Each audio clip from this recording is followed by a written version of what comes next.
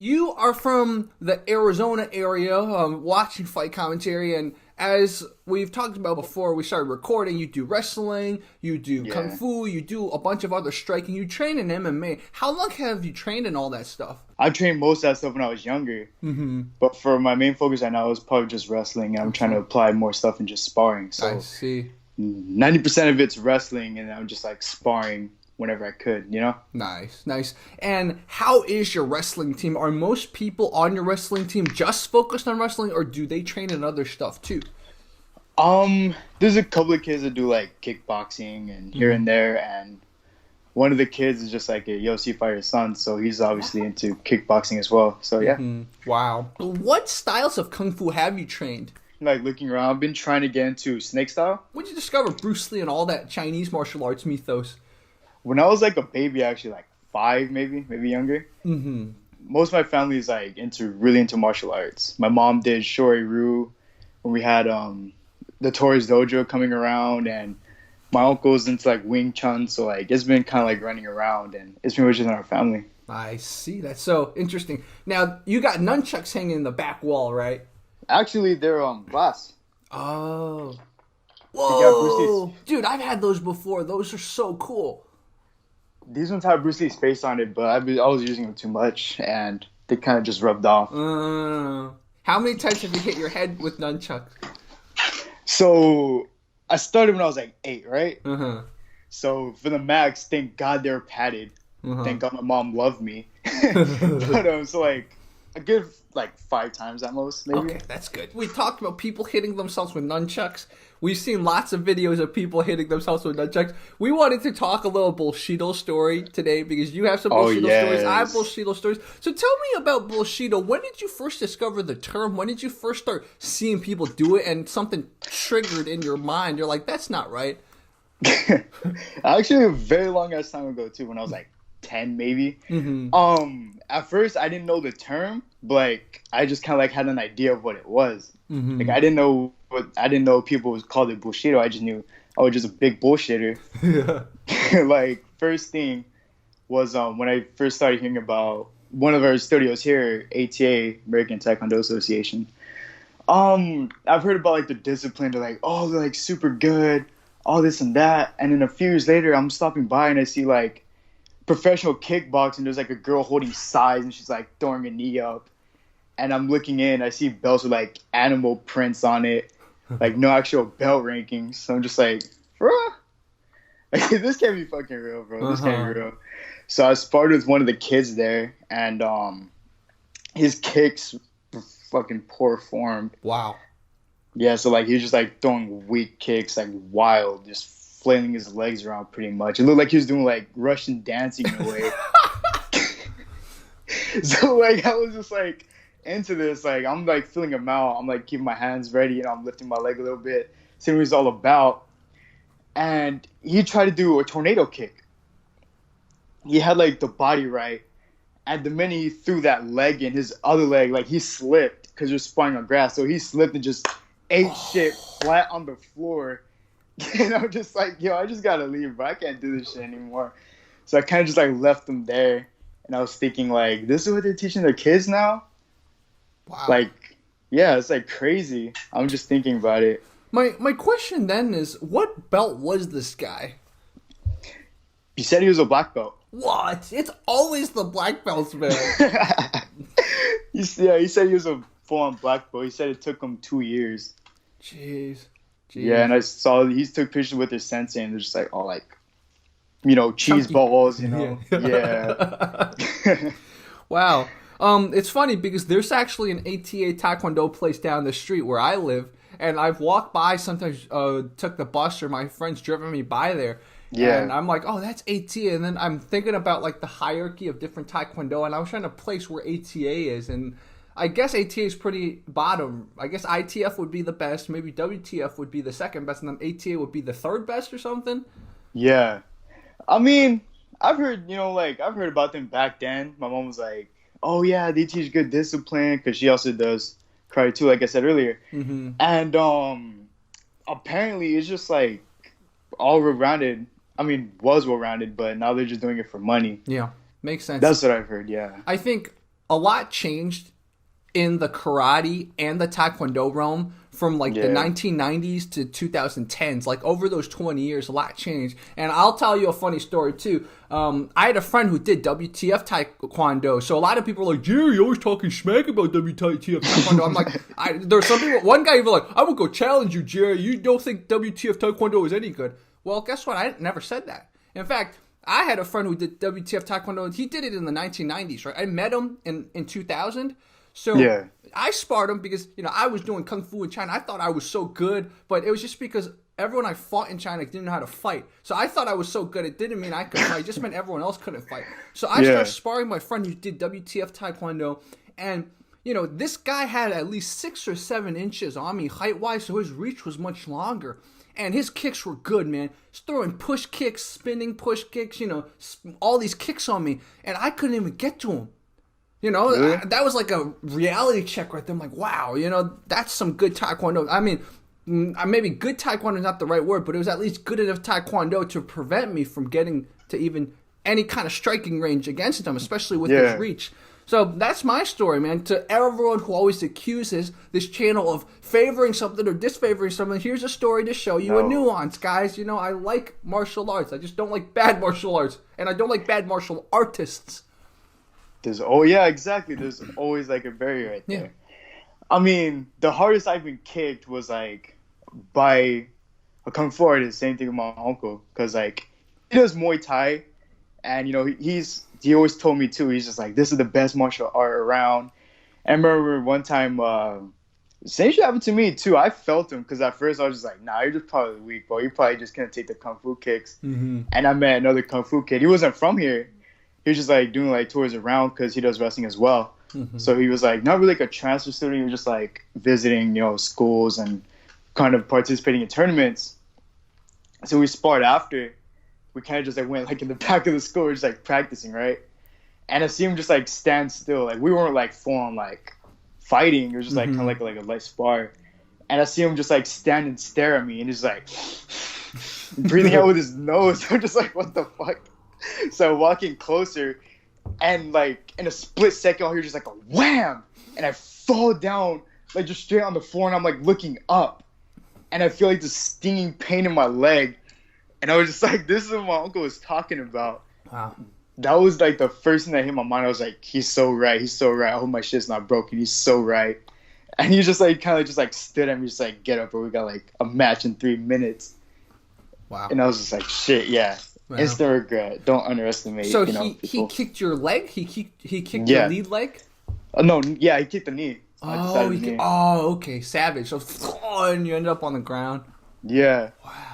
And like a split second too. I didn't even see anything. I just see him stare at me, and I kind of like closed my distance, and I just hit the floor. Wow. Yeah. Wow. That's crazy. What other type of Bullshido have you encountered besides ATA type of that specific school and it's Bullshido? Not really a school, but this kid was claiming he does kickboxing. Or just boxing. And he said he went to the gym that a few of my friends went to and asked him if he's seen this kid. They said no. So I was just like, maybe he went from like a little different time frame. And at this time, I was talking to him, and I was just like, have you really went to this gym before? He's like, yeah, I go there all the time. I'm hella active. I keep it active in that gym. So I'm asking everybody else. And he said, no, I hadn't seen him there. So I was just like, what the hell? And he's like acting like he's all big, buff, like tough shit. And then at one point, he like started pissing me off too. So I'm asking him, I was like, all right, we're just going to like spar quick, or, like do this a quick match. He's like, oh, you don't want me, man. You don't know me. I'm a different type of person in the ring. So I'm like, all right, that makes me want to fight you more. So like, let's just spar quick. So like, I see him just throwing wild ass punches. And so you guys went into a ring to like spar? Oh, nah. We did this like at a skate park. A skate park, okay, all right. Yeah, we did it at a skate park. It was a long time ago, and he's just like throwing like wild punches, right? You can see by his stance, just like a Street Fighter. Like, he's just going like this, just like scoring out. Oh, he's doing that Street Fighter stance. Okay, I see. Yeah. So he's just like just duking it out. And he throws like these like wild ass hooks. Like, he goes like this. Like fully overhanded, So I'm like thinking like, all right, if he opens up again, I'm just gonna stick him. It's like he opens like that, and little do you know, like he has glasses on. So like I hit him like just like I slapped him twice in the face. I don't like swing on hard, and his glasses knock off. Oh. And he's just staring at me. He's just like, you did not just do that, bro. Wait till tomorrow. I'm gonna fuck you up. And I'm like, we're already right here. And he's just like, no, man, wait till it happens. And he's like, just like walking back. His fucking glasses in his hand. He's just walking back, trying to call his mom. I remember that shit too. Wow. I'm gonna call my mom to come and fight you for me. Exactly. Wow.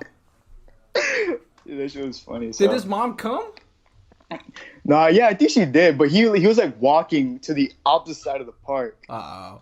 So he was just like just looking at me. He's like kind of walking backwards, and we were just like this and just like on the phone with his mom. Wow. That yeah, is little pretty kid stories. funny. Yeah. Wow, yeah, I mean, skate parks, back when YouTube was more cool with that type of video, every other fight video happened in a skate park. Yeah. YouTube, unfortunately, is not cool with that type of stuff anymore, so a lot of those videos don't pop up in people's feeds anymore, and if I try to make content analyzing that stuff, I'd probably get the video taken down, get a strike. So, but I remember those days, man, watching all those, like when people get mad at skaters and stuff like that. Oh my goodness, the security guard. Oh my god, the rent guard. cops, man, the rent cops who would just like always go on a power trip against skateboarders. Yeah, it's crazy. Wow. I had probably my most recent Bullshido story. So in 2014, I was checking out a Wing Chun place. Yeah. And this was my second Wing Chun lesson at the place, right? So it's not like I know anything about Wing Chun. And then they're like, okay, now you're going to practice sticky hands. And the thing is, this isn't the Ip Man type of sticky hands like this. Yeah. You started kind of in a more kind of tight position, and you were kind of sticking this way. So it was a different style of Wing Chun. But the guy I was practicing with is like a very zen-looking white dude. He kind of starts going Charlie Zelenoff on me. Like, he starts hitting me in the head and stuff. And, like, they told me, they're like, Jerry, we're just doing sticky hands. So I thought, okay, we're just like, we're just going to practice pairing. We're just going to practice, like, bridging. He just, like, starts hitting me in the head and stuff. And like, I actually wanted to make a video about this separately, but since we're talking about it, I could just talk about this real quick. You know how we always see, it seems like Wing Chun guys are always the ones that are the ones like talking smack or challenging other people. Yeah, right? yeah. And what I think is going on is the reason it's that case is exactly that experience I had with getting kind of Charlie Zelenoff by a Wing Chun guy. Basically, all this like Wing Chun stuff has a big learning curve, right? It's not like you can just learn it in 2 weeks. Boxing in 2 weeks, you learn how to throw a jab, you learn how to throw a straight. But in Wing Chun, you don't learn anything in 2 weeks. But since it's got a higher learning curve, and it's marketing itself as the most scientific type of self-defense, you get these people, let's say they spent 5 years, they spent 8 years, they spent 10 years doing Wing Chun. So now they think they're the master because people who just came into the studio can't really fight them using these methods, right? So in their mind, there's this big knowledge gap. But, right, that's why there's this ego. And then, like, during sparring, during drills, they're also not controlled. They're, like, hitting the guy in the head when you said you're not, you thought you were just doing cheek snap. So it creates this kind of, wow, I think I'm really, really good because all these people who come in who are training our system, it takes them so long to get to my level. But the whole point is, the whole foundation is not real fighting. Exactly. And that might anger some Wing Chun people. I'm not saying Wing Chun can't be used in a fight. I'm just saying a boxer who learns how to do a jab and a cross and knows how to step and slip and roll, it's just more efficient to learn that way if you're trying to prepare yourself for street encounters or for whatever. Yeah, exactly.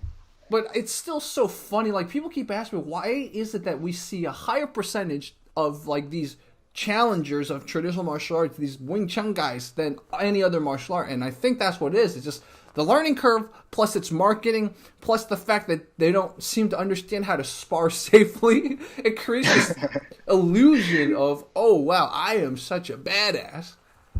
And Then again, they get guys, humbled. I'm not saying that's all Wing Chun schools. Okay, this is my observation, my analysis. So again, I don't want the Wing Chun guys going, oh my god, I want to tell you Wing Chun now because you think we took the obvious.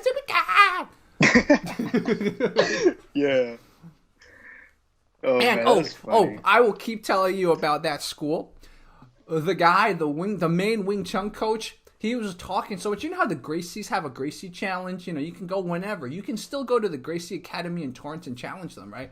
So yeah. the guy was like, yeah, dude, I think we should go, man. We should go. And he's like, the guy who I was practicing Chi Sao with, he's like, yeah, that guy, I think that guy can go take on the Gracies. And then I'm like, why don't you go? He's like, well, I got surgery on my arms. I'm not going to be able to fight. Oh, my And then, God. here, besides giving that excuse, he said this thing. He's like, yeah, you know, back in the day, before UFC even happened, I met Rorion Gracie, and I beat him. He said he beat Rorion Gracie. And so I read around to a jiu-jitsu school run by a guy who used to train at the Gracie Academy. I'm like, yeah, this guy said he beat Rorion Gracie. I mean, I'm not going to say his name because, I don't want to start shit, but do you think that's possible? And the jiu-jitsu coach is like, dude, if you told Rorion that and you gave him a name, Rorion would go to his studio and start fighting him. Nobody says that.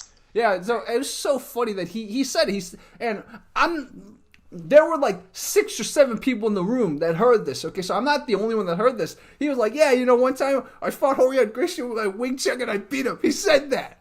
What? I know. That's like Bullshido right there. Like that's Bullshido right there.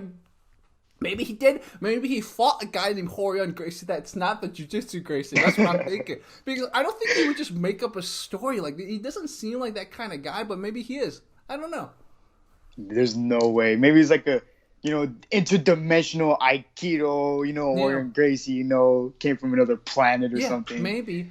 The one thing I'm thinking about, like, I don't know how big Rorion Gracie is because I've never met Rorion Gracie, right? Like, we've seen Royce in UFC, we've seen Hickson, and we've seen like Hoyler and we've seen Henzo, but the guy the Wing Chun guy was a super big football player, like 6'5", really big, probably like 250 pounds. So I'm thinking if he and Rorion Gracie sparred, maybe here's what I think happened. Since he's a football player, he took Rorion down. And then Horion's ready to do his jiu-jitsu, but then he thought he won already because I took him down and I'm on top of him, right? He doesn't understand that the guy can still submit you, can sweep you. So he just thought I took him down and he ended the fight. He's like, yeah, you see how I beat you. I think that's what happened if they actually did fought, which I don't even think they fought. That does make sense. Yeah. Because, jiu-jitsu is also working on bottom. Yeah. Like, we also had that problem here in wrestling when I was in wrestling. There was a kid there during our preseason where there's a kid who's saying like he does jiu-jitsu and all this shit, and I'm just like, okay, he thinks that he could apply it. So first I got him like double leg, I'm like hooking the leg, got like we call like a chicken wing or whatnot, and I have him on his back, and then he tries to trap my leg in, and he's like, oh, I got you too. Look, I'm gonna get like a little leg lock, and I'm just like, dog, this ain't a wrestling match. This is not jiu-jitsu. Sorry, I'm missing this thing. This is jiu-jitsu. Like, what are you doing, dude? And the coach even said, like, he's like, hey, that's a pin. Get up off of him. And I'm just like, nah, he thinks that this is a pin, but I'm not leaving until he fucking realizes that this is not jiu-jitsu. So we stood like 3 minutes arguing for a headlock, and he's on his back, and he's like still holding onto my leg. It did hurt. I'm not gonna lie. This shit did fucking hurt. So he actually tried to leg lock you. Yeah, wow. While he was on his back. Full on pinning. Mm-hmm. That's so interesting. So you were pinning him under wrestling rules, and you had the advantage, and he was like, "I'm gonna leg lock you." Yeah. Did he ever try that in a tournament or anything like that? No. He just stood there, stubborn like an 8-year-old, just like, "No, wow. I got your leg in." Yeah. Is he still on the wrestling team? No, he graduated. I think. Yeah. Wow, that's so interesting. Well. With his type of mentality, I guess he's fit for doing MMA or something.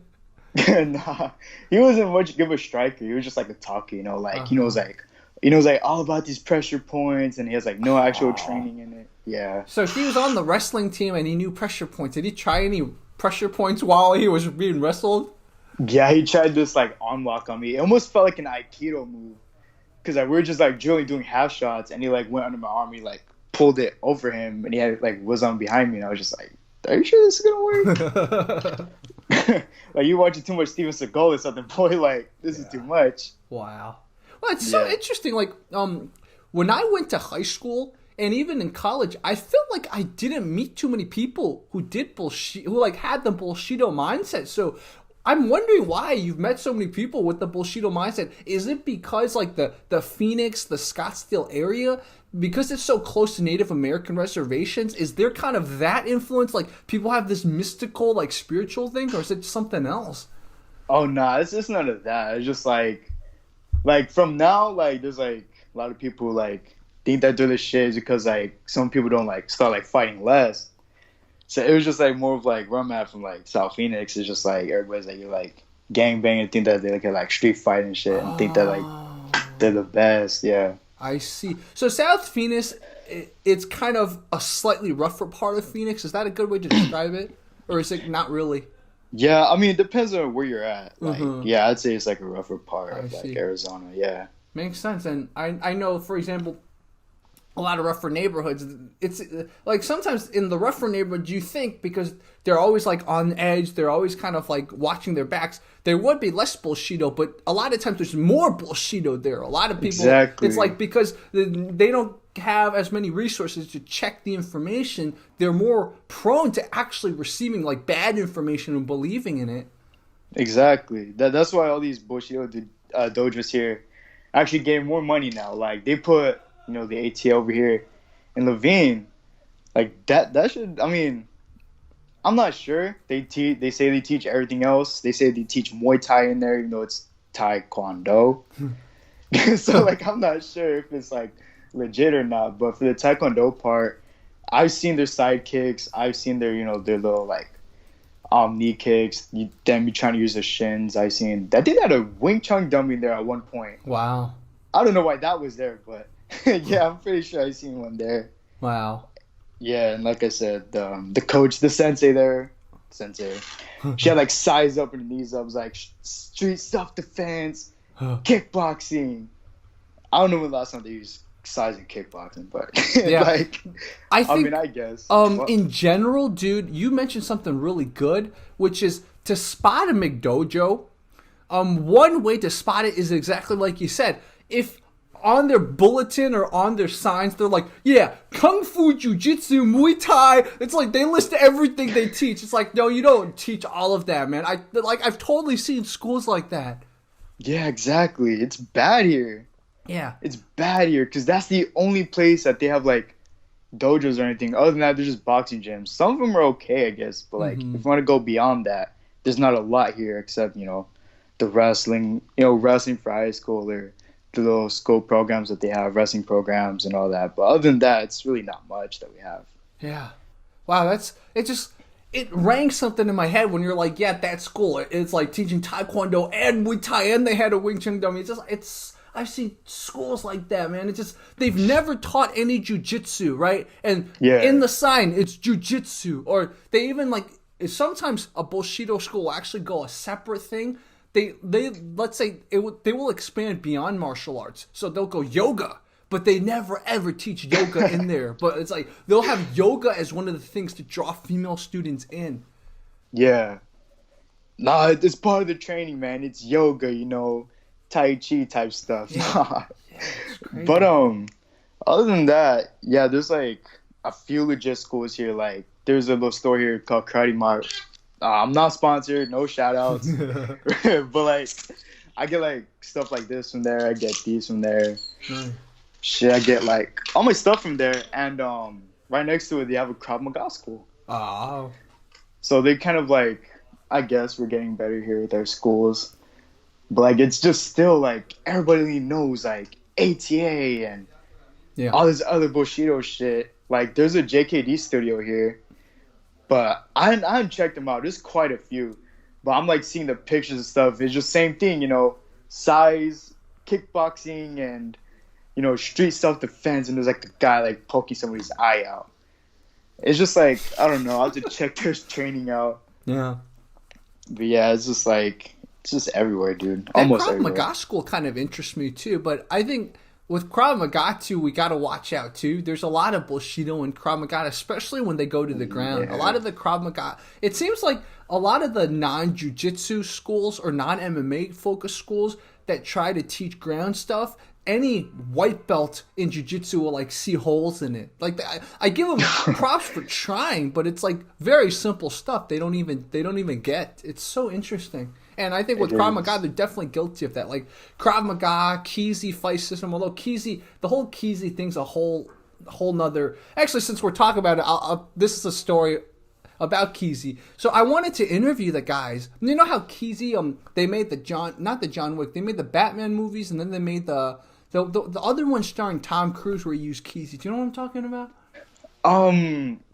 Actually, I don't think I do. Okay, Jack Creature, the Tom Cruise Jack Creature movies use Kizi fighting system. If you notice, it's very Kizi. So, anyways, Kizi broke up, right? It became Defense Lab, and it became like the original Kizi, and like the Kizi people went to Spain. That's where they're from, and then Defense Lab stayed in America. So, because like I believe the Defense Lab guy's Australian or something. So I wanted to interview them. This was like 2017 or 2018 because some of my viewers said, hey, please go talk to Kizi. So I contact the Spanish branch of the Kizi, right? And guys, just a funny side note, I don't ever get along with people from Spain. I don't know why. It's something about people from Spain. This is me partly joking, so please don't take offense. But if you take offense, you're going to do anyways. People from Spain still, and it's a certain region in Spain. There's chill people from areas of Spain. But this region of Spain, they still think they're the Spanish Empire. They got this like, they're almost like the British of the Hispanics. Like they think they're like the Spanish Empire. They think they're like the coolest people. They still think like everyone should respect them. But anyways, enough of my rant. I've offended my Spanish audience. Spain, okay, not Hispanic. I said Spain. Yeah. So, I contacted the Kizi people, and I have like email records of this. I asked them, can I interview them? They're like, yeah, and then they gave me some times, and it's like 1 a.m. to my 3 a.m. I'm like, how can I interview you then? And they're like, yeah, this is the only time we're available. It's just like I was like, okay, well, I guess I'm not interviewing you guys anymore. That was just such a disrespectful thing. Like, I'm trying to interview. I get it. In your mind, you're doing me a favor, but hey, I got a big audience. I can spread you to people, right? Like, a lot of times people don't understand. Like, when I'm interviewing people, I'm also like giving you publicity. I try to go out of my way to like promote you, but like maybe the Kizi people thought I was like, oh, I'm gonna get a lot from them. They're not gonna get anything, but I still remember, it's like I can only interview them in times when I'm supposed to be asleep. Like, what in the world? Come on. Yeah, I would hate that shit too. I mean, damn. Another Bullshido story for you too. Mm-hmm. Like, you know karate, right? Yeah. You know like the styles, Kyokushin, Rukyu, Shoreiru, Shorin, all that, right? Mm-hmm. There's a kid that I used to like, I'm friends with. He was saying, I forgot what he said, but he was just talking shit, and I was just like, playing around. I was like, "Babe, you won't beat my ass though, like, well, we want to take it outside." And he's just like, "No, man, I'm a black belt. I'll whoop your ass." And I was like, "Black belt, really? What style?" And he's like, at first he said jiu-jitsu, and I was like, "Okay." You know what I mean? Like, name, because he said karate at first. He said, "Yeah, I do jiu-jitsu and karate." I'm like, all right, I was trying to mess with him here. I was like, name one kata in jiu-jitsu. And he's like, you name one. No. Yeah, and I was just like, I named another from like a different karate. This was to also test him. I was like, wansu, which is another kata in Shoreiru. Mm-hmm. And he's like, yeah, I did that one. So I was like, yeah. So I was like, you did the wansu kata in jiu-jitsu. And he's like, yeah, man, that's where I got my black belt. And I'm just like, okay. What type of karate? And he's just like, I didn't know there's types of karate. Like, he was like making like that little self-note to himself. He's like, shit, I didn't know there's types of karate. I was like, how about you name one? So I was like, all right, Kyokushin. He's like, yeah, that one. So I'm just like, all right, give me a role. Name one of the roles. And he's just like, you have to knock him out the ring. And I was like, okay. I mean, I guess you're kind of big. Then I guess you're like kind of sumo wrestler. So I was just like going on. I was just like, he's like, okay, you name one. I was like, you can't hit the head because Kyokushin, you can't punch the head. Yeah. And he's just like, yeah, I remember that. I got outed for that. And I'm just like, really? What was the dojo called? He's like, oh, then again, ATA. So I'm just like, all right. Adam sit next to me. We both looked it up. I don't know. I didn't see any fucking Kyokushin in ATA. So ATA Kyokushin. So I'm just like, all right, man, you're bullshitting me right now. All right. So I seemed like, I told him, like, it's kind of, his tower of cards kind of just like collapsed. Wow. So yeah, and he's just like, no, man, I'll still whoop your ass. And I'm just like, one of these days, bro, one of these days, watch. One of these days, I'm gonna throw catch you, and I want to spar with you. And he's just like, no, man, you don't want that. And he kind of just like backed off and kind of told everybody else that. And I'm just sitting there, just like, what the hell, dude? Why? Wow. This type of posturing is so interesting because the middle school, the high school, by college most people grow up, but like the middle school and high school I went to. The middle school had some like people you could say from rougher neighborhoods, but in high school there were nobody from rougher neighborhoods in my high school. So I guess I went to a pretty rich high school, even though I never felt like it. So like there was none of that kind of like, oh yeah, we got to show each other we're tough. It was more like we got to show each other we had money. Like that was my high school. So like I'm like the stories you tell me, I've seen some of that in middle school, but I'm just not used to seeing that in high school and after high school. But I guess like a lot of people, like if they don't really get out of their neighborhood and they stay in their neighborhood, then I guess maybe they're doing that all their lives, which is kind of sad too. It is. Yeah. It honestly is. I mean, for like us, like in like the rougher parts, like where I'm at from South Phoenix, it's either like you gotta show like you're rich, you gotta show like you tough, or like you just gotta like show off something, you know what I mean? So like you can get like respect, I'm just like, hey, I'm this big shit. And there's like a guy where you're like, hey, I'm rich, look at me flexing with money. Wow. And all this stuff, yeah. So true. So it's like both sides of the coin. Imagine the guy showed off he's rich and he's tough, man. He does. I remember a long time ago I caught him out, I'm not saying his name. He knows who he is. I caught him out because he had a wrestling jacket. Take note, he's actually Mexican. He had a do-rag on with a whole bunch of money. And he's always asking me for like $1. I'm just like, dude, ain't you got money? Like, I showed him his posts and stuff, and he actually ended up taking it down. Oh, wow. So, yeah, I'm just like, all right, that's the first reality check. I'm trying to give him the second one, trying to see him spar with them. Yeah. Test his Kyokushin, but... Dude, yeah, what were you going to say? Talking about, like, reality checks, man, I remember... So, when Krav Maga first started coming onto the scene, it was when I was in middle school. So like in the early 2000s, right? And when Krav Maga started coming on, it probably was already introduced to America longer than that. But like when Krav Maga started appearing in books and stuff, I think it was like in the early 2000s. But I remember like me and a friend, I was doing kung fu at the time. My friend was just a crazy Arab dude, so we were good friends because we'd always get into fights in school. And we were just like looking at this like book that was like teaching like like military Krav Maga defense. Of course, there's a lot of like ball hits and stuff like that. So we're like, okay, next time we fight someone, we're gonna try and implement that. So like, it's amazing. Like what people don't realize is you got to pressure test all that like Krav Maga hitting the balls because the balls are pretty small. Like most people's dicks and balls are like really. It's just this little area in between your legs. It's not an easy target to hit if you don't practice.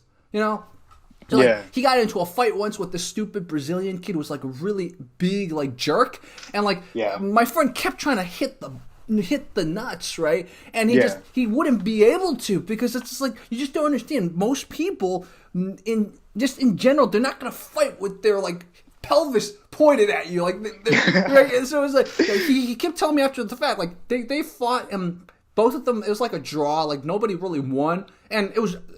I guess in that case, I would say my friend won because my friend was smaller than the Brazilian kid. So if you fight someone bigger and it was a draw, I think the smaller person won. I would say that. Some people can argue with me on that. But anyways, so my friend's like, I'm like, why were you throwing these uppercuts on him? Like, you weren't aiming for his face when his face was right there. I asked him. He's like, oh, because remember that book we were reading? I was trying to aim for his nuts. Like, he said eggs, right? Because he was like from Jordan. He didn't really speak English. So he's like, yeah, I tried to aim for his eggs. So it's like, he was trying to hit the nuts and like he couldn't because like you don't understand. It's like most people when they're fighting, they're not gonna like point that stuff and have it wide open for you to hit. And like I had a story like that too. I was sparring someone and I was like, oh, I'm gonna try some Krav Maga stuff. So I tried to like do like a grab and like I couldn't even get at him. And then he made fun of me for like the rest of 8th grade. He's like, oh, this dude, what is he doing, man? What is it? And I was like, yeah, I believed in that stuff, you know. Guys, I'm not saying Krav Maga is BS. I'm just saying like you got to pressure test. Okay, so like. If he's teaching you all these things like, okay, do a snap kick to the nuts or something, like make sure you're practicing it and like, I don't know, get someone to wear a cup and like run around so you can like practice it on like live people. Don't just like think you practice a kick on something static, you can do it. That's just what I'm saying. Yeah, of course. I mean, I don't know why they make it illegal to hit cross shots. I mean, I think it should be, you know, they should just put a little cup down there and make it legal. I mean, yeah, like have a cup there, make sure it doesn't do damage, but like every time someone gets hit in that area, make sure that it's like recorded. So it's like if someone gets hit in that area, like minus 20 points, or like whoever hits them gets an extra boost or something. Because in a real fight, you get hit twice down there. Like most people don't realize you hit someone once down there, he might be okay. You hit him twice or 3 times, it might be enough, right? I got hit once. I was getting into a fight with my best friend. This was very many years ago, but like he was a really crazy Korean kid, and like we got into a big fight, and he kicked me in the nuts. And I remember I was, for like 1 second, I was like, this hurts a lot, but I could choose to hurt, I could choose to keep fighting. And I kept fighting him. But I just remember that 1 second. It's like if I gave into the pain, I would be done. But that's only because he hit me in the nuts once. If he kicked me twice or hit me 3 times, I'm sure I'd be down on the ground already. So that's another thing for people. Like, you got to pressure test it. Like, don't pressure test it in fights, of course. Like, pressure test it like with something controlled, something professional. But you gotta think about it beyond just what the instructor tells you. You know, like poke the eye. I remember I learned this thing in Krav Maga where you do this type of at the eye. Yeah. Try to actually do that on people. Someone moving. You know, so try to do that on someone moving. Like someone, you're like, can you actually poke their eye? And then like very gently test what happens if, let's say, you don't go like this. What if your fingers are like this? They're hyperextended. You know, are you gonna hurt your fingers? You got to know all of that. I remember it was National Geographic or one of the other like cable networks. They were testing a kung fu. It was I seen that. You seen that Cobra technique? Did you see how she used her fingers? Her fingers were so hyperextended, man. She did that wrong. Yeah, her fingers were they were like this, if you guys can see. Her fingers are like this. So I made a comment down there. I'm like, if she misses the eye and she hits the orbital bone, her fingers are going to get broken. Yeah. You know, like in Krav Maga, they teach you, like, you got to go like this, right? Because that way it's like going downwards. Like most Kung Fu styles, most Kaji Kempo styles, Kempo, they teach you to go downwards. If you're scraping or whatever, you never hyperextend your fingers. But when National Geographic did that, I was like, this is so cringe. It is. Like, what I learned was that, like, you can keep it straight. When you do, like, an open jaw, that's when you keep it straight. So, like, the minute you hit your target, it's, like, just one and done. You don't follow through with it. Because I seen the video. You seen the video where, well, let me see. I'm trying to look for a prop here. So she goes like this with her extended leg. Oh, yeah. I just, like, see that makes me cringe. Oh. And I was just like, damn. Yeah. Yeah. Like, I don't want to be skeptical about it because, like, it seems legit. But, like, really? Yeah. Like, maybe she took some sake before she went there or something, you know?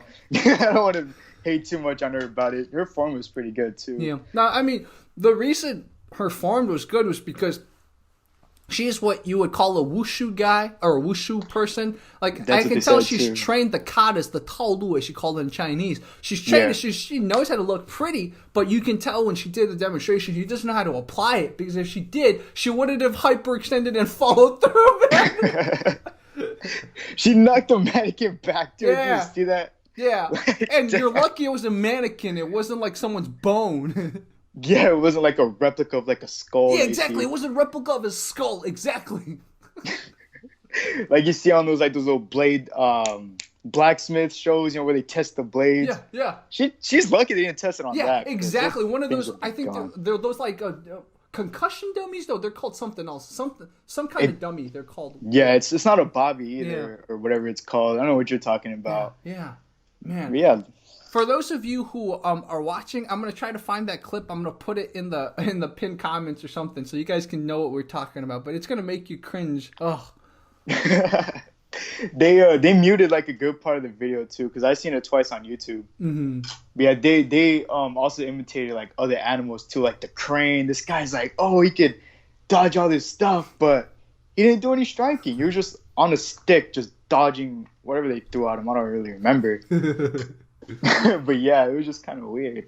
Yeah, there's a difference between being able to stand on one leg and like doing moves versus like using that in any type of real encounter, right? And, you know, being pressure tested, 99% of stuff goes out the window, and you know that's okay because there's a reason why there's only like a few ways to throw a real punch and a few ways to throw a real kick and a few ways to throw and stuff.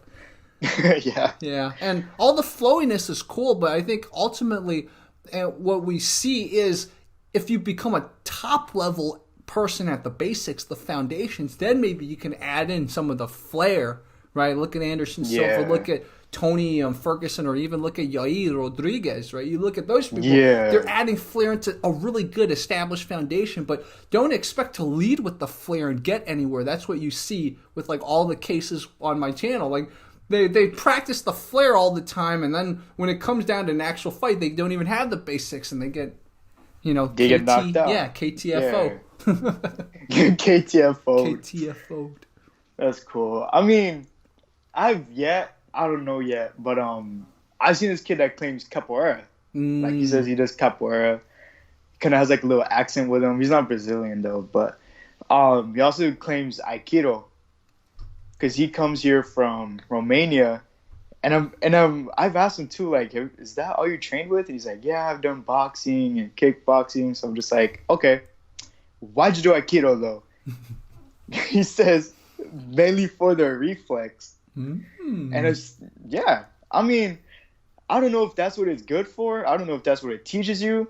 Like, I've seen a couple of tutorials like suggesting on like Aikido falls, like how to wind fall properly, which is another reason why I wouldn't do it personally.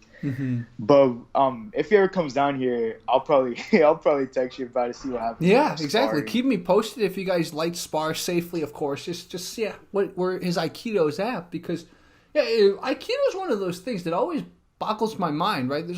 If it really is that ineffective, why is there so much? There's like Aikidos everywhere. I knew a guy who did Aikido when I was growing up too. Really? And yeah, and you know, the guy showed me some stuff, and the stuff he showed me didn't seem to be compliance drills. Like, you look at the modern Aikido, like he touches the guy's wrist and the guy goes flying, right? That's what you think of Aikido now. But the guy I knew growing up who did Aikido, a lot of his stuff seemed more like judo. That's why, like, when I started seeing Aikido on YouTube, I'm like, that's not the Aikido that he showed me. Like, the Aikido that he showed me, this guy's name was Nick.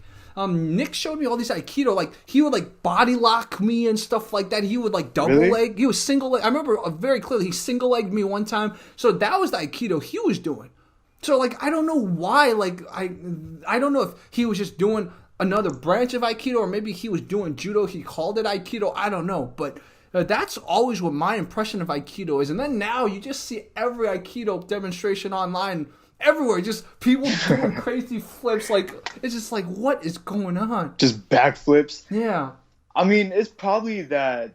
I mean, I think it's the way they spar, because like the way some schools teach it, they probably don't spar, which is why they're like doing front flips and throw themselves on the floor. Maybe he had some type of sparring in his Aikido. Maybe they actually applied it. Yeah. And he told me one time, this is a really funny story, like they were like, you know, grappling, and the guy took him down, and he like landed on his butt, and he like farted real loud, and like everyone laughed, and he said he was so embarrassed. But like, I don't think you see that type of story usually with Aikido gyms, right? Usually it's not like, me and him were like going at it, like grabbing each other's collars, and then he threw me, and then I farted. Like, you don't hear that story, you know? It's like most Aikido gyms, you know, I tossed like 6 guys, I'm so cool. Without even moving a muscle. Yeah, exactly. Without even moving a muscle. I have a fart story like that too. This is like when I got back into it, because I wrestled when I was like 8, 10, and they pulled me. My parents pulled me out. But then this is another wrestling story where they're teaching us like front headlocks and how to do like a move they would call a shuffle shook, where like you like throw the person away and you like get your 2 points. And my coach, he's fucking heavy, dude. Like, he's like 200 pounds, 211. I'm only like 140. 150. So I'm just like, like this little like kid, and this big ass this like gorilla of a man is just like just throwing me around, teaching these kids shit. And I remember one time he had me like in a headlock. So he passes my head, and he grabs my leg, and the minute he pulls that leg in, everybody's quiet. It's a loud ass room. You can hear like echoes when people are slamming. Or you're just like this loud ass fart just rip out of me. And everybody just stares at me. The coach runs to the opposite side of the mat, and I'm just laying down there like, can I use the bathroom now? And he's just like, dude, just go, bro. I think you got something's wrong with you, kid. Just go. And he grabs the kid like twice, like half my size. He's just throwing him around because he felt bad. He thought I shit myself. No.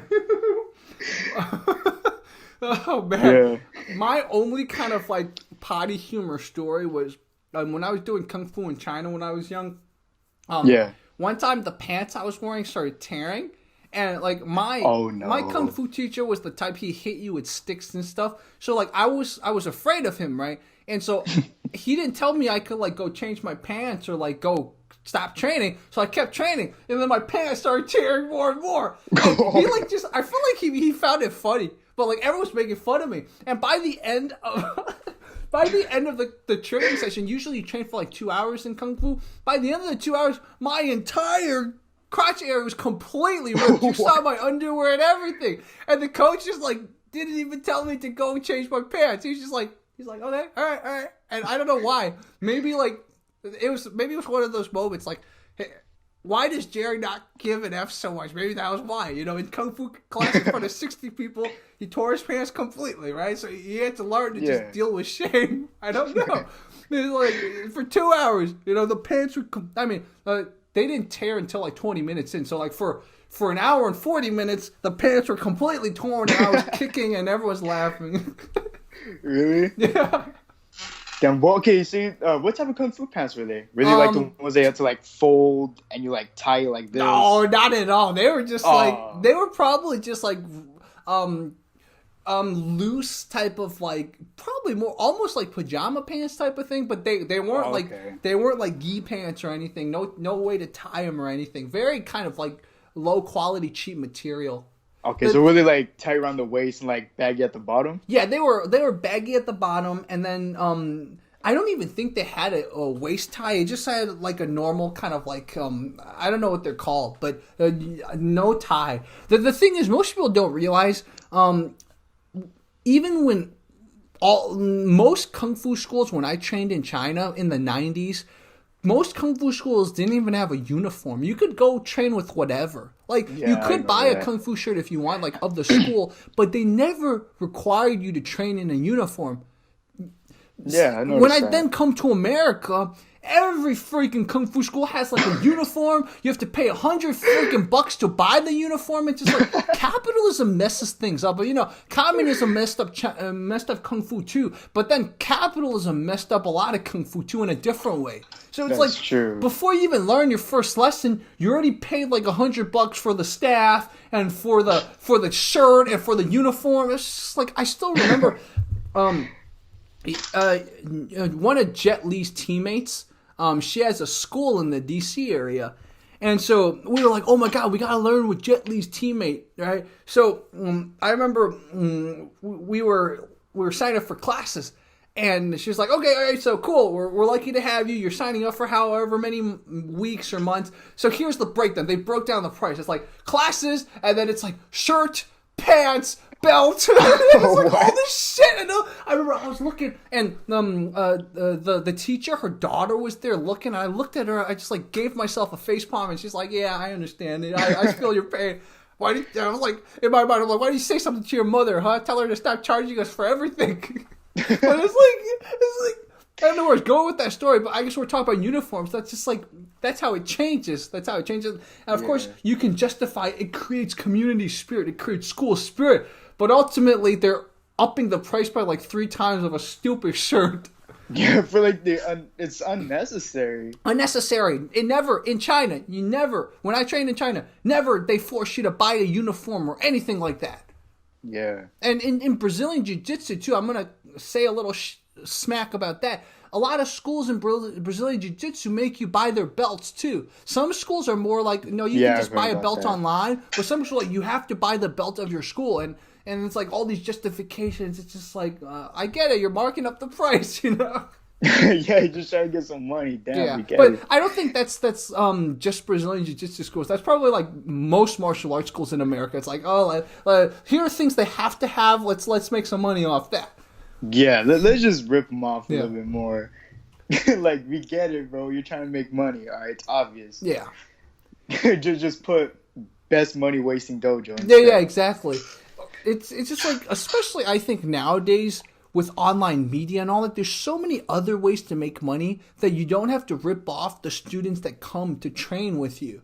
It's That's like true. You put your stuff online, you put your stuff on YouTube, so you can have paid courses, you can have ad revenue, you could have a lot of other ways. You don't have to like overcharge them for stupid stuff like belts and uniforms and all that. Like I remember there was a school I was training at, and they're like, yeah, the gi, we give you at the lowest price, but you're welcome to check on the internet. So I'm like, okay, I'll take you up on the offer. So I went on Amazon, and of course the gi was cheaper on Amazon. Like, why would you lie to my face and then encourage me to check you?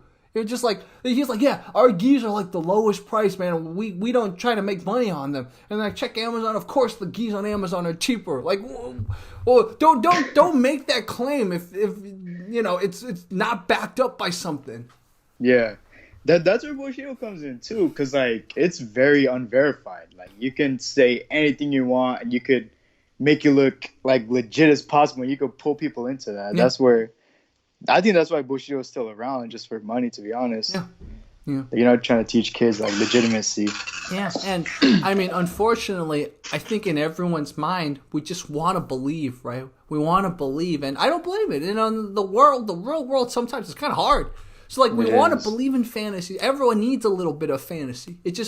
I think the problem with many people in Bullshido is that fantasy can get people hurt. You know, if you're practicing or believing in all this and then someone actually pulls a gun on you, you've done this like gun defense 100 times, you're going to get yourself shot. You know, that's the problem. Exactly. That's so true too. Because I remember I had a little reality check too. I thought I was a shit, like, because I thought I could disarm people. Because seeing like this like dude do it. He was teaching like Krav Maga. I was looking at another one of the Krav Maga schools. And I don't know, he did like this weird thing where like he like smacked the back of the hand and he grabs the blade of the gun with the other and he has it to you. Uh-huh. So I was trying that on one of my friends. I mean, it worked for me because like I knew how to properly do it. And then my friend tried it. This is dull. This is plastic. YouTube. Okay. I know how it is. Plastic. So he grabs the blade like this and just cuts this big ass like deep inch like blade across his hand. Ugh. It was like just bleeding in. Ugh. And I was just like, yeah, I'm not trying that anymore. Wow. Yeah. So many X factors, like he said. So many X factors, man. You never know. Wow. Yeah, it's just crazy. And I was just like, he was copying me, but I wasn't even trying to teach him. Mm-hmm. Like I was just trying to verify to see if it works. And the kid's like a stick compared to me. I should have probably done it on somebody with more resistance because I kind of did like nothing, and then he tried to do it on me, and I kind of got like a reality check out of it. Yeah, and another good lesson too is just start with practicing with plastic stuff. I guess you two were practicing with non-plastic stuff. Yeah. But I sharpened it too, but what? Wow. I visited a judo coach. He was a judo guy, and he was a Japanese BJJ black belt. Or, sorry, that was wrong. He was a JJJ, a Japanese Jiu-Jitsu black belt, and a Judo black belt. And I think eventually he got a BJJ black belt. But he was teaching some Bullshido self-defense like what you were saying. Like, I still remember, it was like a blade defense, and he actually said, okay, all right, worst comes to worst, you do grab the blade. Like, you grab the blade of the knife. It might cut you, but it's better than nothing. I'm just like thinking to myself, like exactly like what your friend experienced. Yeah, you grab the blade of the knife, he pulls, okay, now your fingers are cut. Oh.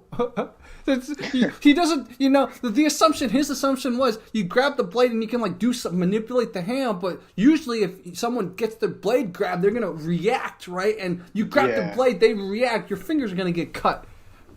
Oh, maybe that's his defense. You start throwing blood at his face, you know?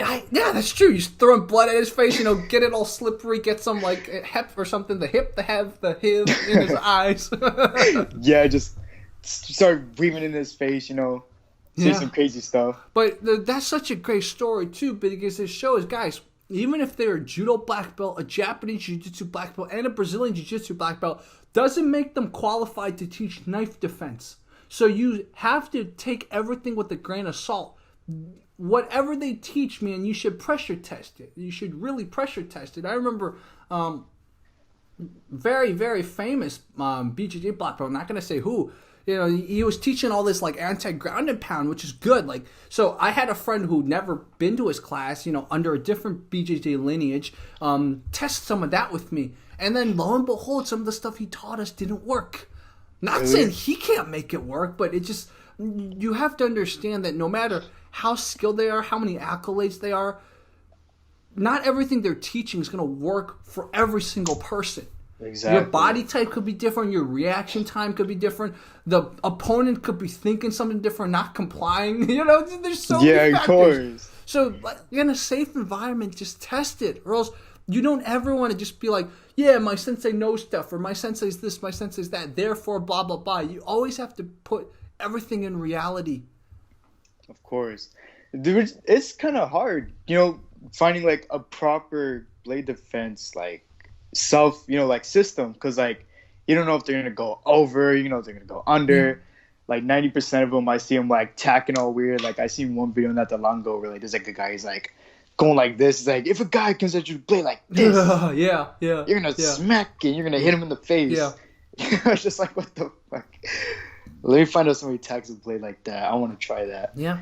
But other than that, it's like, I think it's super difficult finding a right blade defense, because everyone's unpredictable. Everybody does it super differently. You might find someone that does it over, under. You might find someone that like hooks it, puts it between their fingers. Like, it's super unpredictable. Super unpredictable, like you said, man. It's crazy. And that's why go take cross-country running lessons or something. Learn to run, because that's the best defense. There's a really funny video that I found on Chinese social media that I'm going to feature eventually, where it's just like Chinese police officers be like, okay, this is the right knife defense. And then one of the police officers pulls a knife, the other guy just runs. Really? Yeah. Even the Chinese police are like, yeah, with all the awesome kung fu we have, we're not going to fight someone with a knife if we don't have a gun or something on our hand. Yeah, we're just gonna run. Yeah, just run. Or if you have enough people, all of you grab sticks and beat them or something. But don't go 1-on-1 against someone with a knife. Some Brazilian street justice, you just beat the shit out of them in public. Yeah. No, I think I seen this one video. I think you reviewed it on your channel. It must have been a very long time ago. But I heard there's a guy saying that you should run, and when you're running, ball up. Oh yeah. Trip over you. Yeah. I've seen that. Yeah. I was just thinking, like, would that work? See, I got so many comments on that video specifically, and they were like, yeah, I did it when I was younger. I did it once and it worked. So it looks like, I kind of poked fun at it, but maybe it actually does work. I mean, I did it once, and the thing is, it's hard to stop yourself and fall in a controlled way when you're running.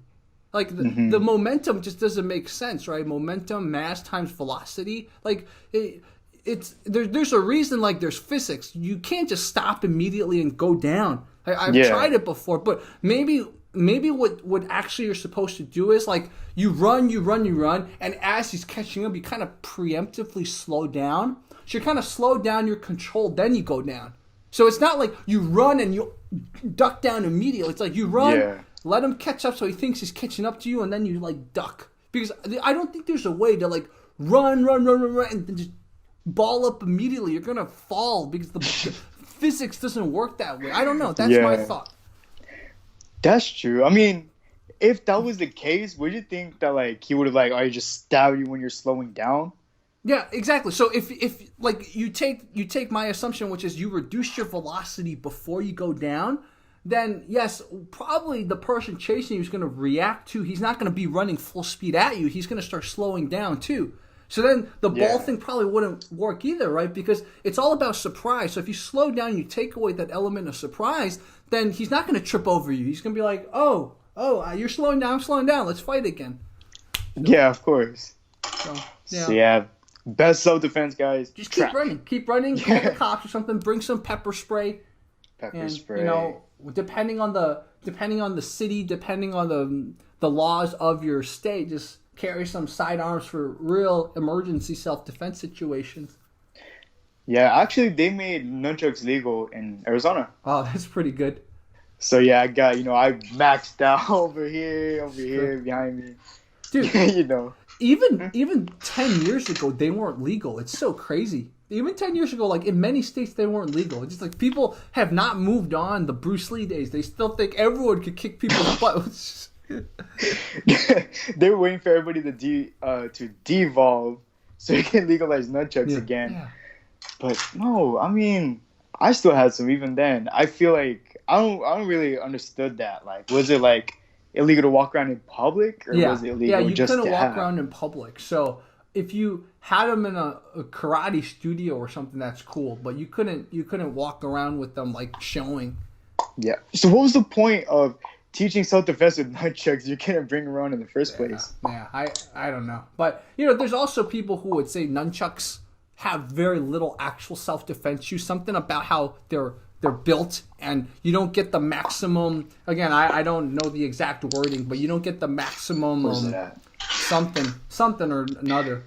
But, I mean, depends on how they use it. Like, there's a little thing I do where like you can go like that, where like, you chuck it with one hand and it's gonna hit you with this side right here. And Mom told me a story where like if you flick it hard enough, you can actually dent trees with them. Wow. I see. Yeah. So you're using them more like in range extender. So it's like you can hit something outside of your normal striking range. Yeah. I see. Yeah. Yeah. In that case, dude, I would say, yeah, if you're using it like that, absolutely. Yeah, I was reading on some stuff too about it because I don't remember what the reason was. I was just looking around, and there's like some dude saying, "Oh, you can disarm people with them." I don't know how to do that. Use nunchucks and disarm people? Yeah, that's what they said. Huh. They said you can like wrap around like the blade of a handle or something. They said something like that. I'm not sure. I see. Yeah, I would say if you have to test it or something, don't believe that. Yeah, I'm not going to. I'm very tempted to test it because I have a lot of stuff here. Might as well test it. Yeah, do it in a safe environment. Put up a video or something because most nunchucks, the chain isn't long enough, I think, to wrap anything. Yeah, so. That's true. Unless you have like a 9-section chain whip or something. Exactly. Like, and even if you do wrap something, it's just like, yeah, I don't know. But yeah, you could test it, see what happens. If I ever get the chance to, I'll send one to you. Yeah, definitely. Please do. Guys, and with that being said, I think that's a good place to end this call. Dude, this was so fun. Thank you so much for reaching out to me, offering to tell me some funny stories. Oh, no problem. Thank you for letting me. So your YouTube is just Mugshot Shorty. If they search that, they'll find you. Yeah. I have a few songs leaked for some rapper that like I'm friends with, I guess. But I see. Other than that, yeah.